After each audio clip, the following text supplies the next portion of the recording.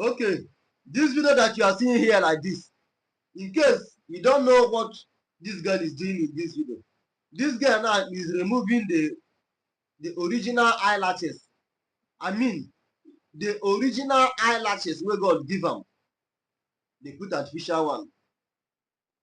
She is now removing the original eyelashes, the follow-come lashes wey God give am, dey put artificial one.